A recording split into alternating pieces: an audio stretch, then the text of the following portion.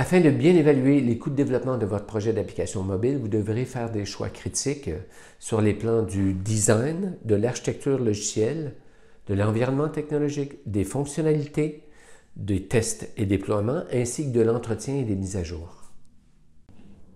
Votre évaluation débutera d'abord par une analyse stratégique qui se divise en deux parties, à savoir les processus et l'information comme telle. Vous avez lancé ce projet de développement d'applications mobiles parce que vous désirez poursuivre l'expérience de travail de vos employés hors de vos murs. Ainsi, vous devrez identifier dans quelle mesure et sur quel plan cette expérience se poursuivra en termes de processus.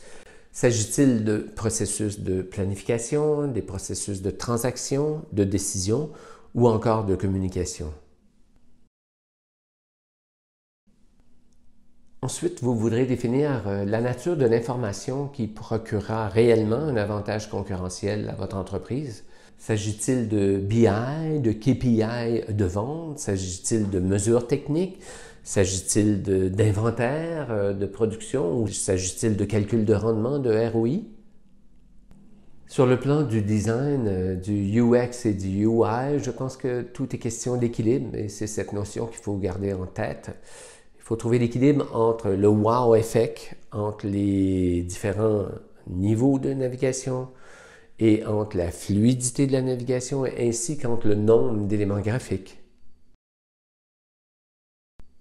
Sur le plan de l'architecture, il vous faudra tout d'abord bien documenter l'environnement afin d'identifier d'éventuels défis technologiques ou d'éventuels problèmes.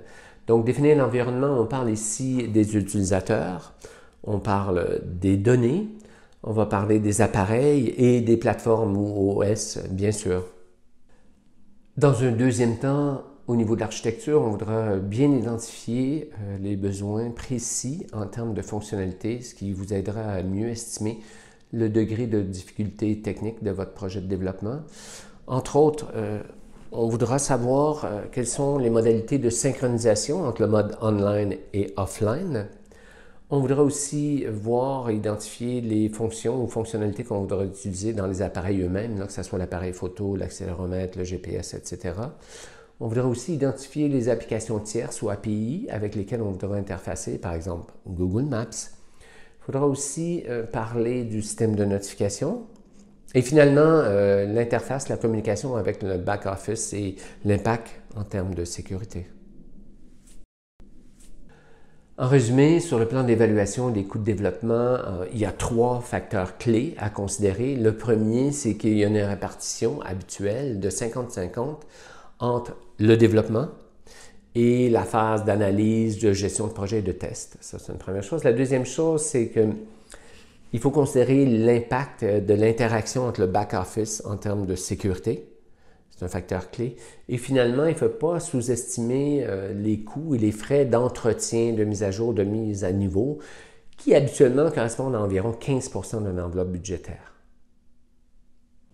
En conclusion, nous vous citerons ces 3 règles d'or du développement d'applications mobiles. De 1, c'est que le UI is king. 2, less is more. Ça, c'est en termes de fluidité de l'application comme telle. Et finalement, comme dans tout bon projet de développement, dream big, start small, fail fast et recommencer. Bon projet. Denis-Paul Vanchestein pour le blog Diagnostic. Merci de votre attention. Si vous voulez plus d'informations à ce sujet, veuillez consulter notre blog.